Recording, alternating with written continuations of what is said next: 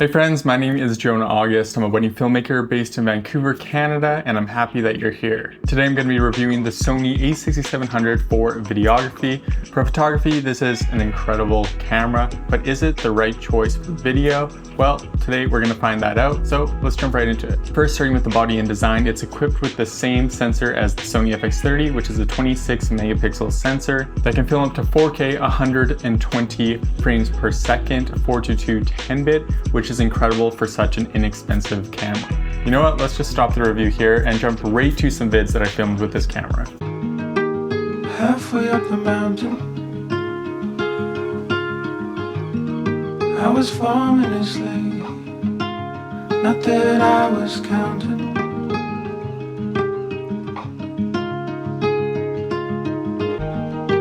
Standing on the corner, hair down to your hips.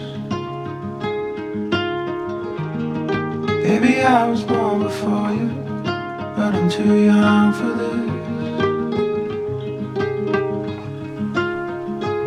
Shaking like a leaf on a tree, that's me.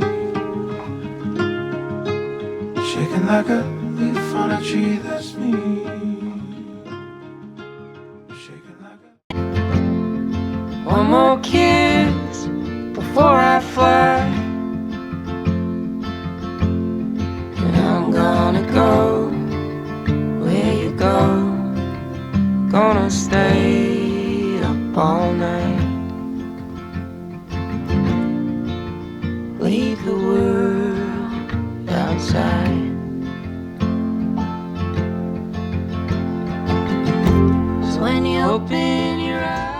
Moving on, you'll notice that there's no fan for heat dissipation, and that's where we'll find the first catch. Surely you thought that 120 frames per second in 4K was too good to be true, and yes, unfortunately it is. Though this camera has never overheated on me personally, I've heard from so many other people that it has overheated, and because of that you may be able to question whether you can trust this in a professional setting. But I don't know if this camera is made for professionals, but rather for hobbyists. But is it really worth taking the risk? Now the Sony a6700 features that classic small mirrorless body style that includes a 2.36 million dot EVF. Having an electronic viewfinder is great for photography and videography. It comes equipped with the mechanical shutter, which is really great for a hybrid camera. Some of the cameras out there only have an electronic shutter, which isn't super useful for photography. So the fact that this camera comes equipped with it as a hybrid camera is super great. The a6700 has a quick switch dial to easily go from photo to video mode. This is a huge time saver, especially when you're on the fly and you're trying to get photo and video content.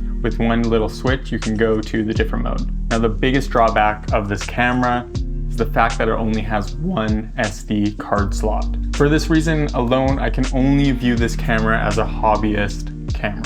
But if I were to use it in a professional setting, it would probably just be a C cam. I would definitely not rely on this for my main A cam or my B cam. Newly added to this series is the 3-dial setup. It also takes the bigger Sony NP-FZ100 battery for increased battery life.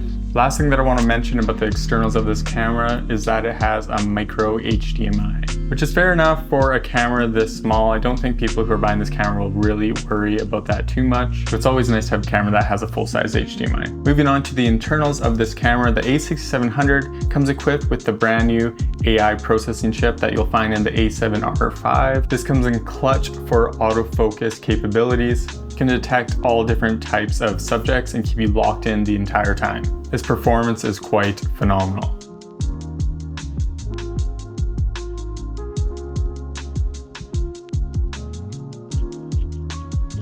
It also has auto framing mode, which is really great for vloggers.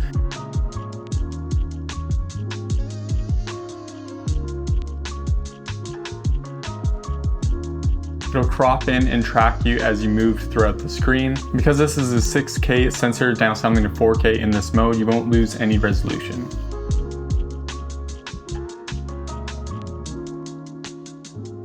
Lastly, like I mentioned early on in this video, this camera can film in 4K 120 frames per second, 422 10-bit, which is absolutely beautiful. This image is gorgeous, and I can't believe that you can actually get this type of image out of such an inexpensive camera. So is this camera the right choice for you? I'd say yes if you're a hobbyist that needs top quality for everyday photography and videography. The Sony a6700 is perfect for vloggers, content creators, and YouTubers. I also think this camera is a great option for a C camera when you're doing professional work. But I'd say no, this camera isn't the right choice for you if you need a main camera for professional work. Because it lacks dual card slots, this is too much of a risk to use on a professional gig. It also has the possibility of overheating, which would be a nightmare if that happened to you while you're filming. Well guys, that is my quick review of the Sony a6700 for videography. Let me know what you think in the comment section below. Thank you for liking and subscribing, and I'll see you in the next video.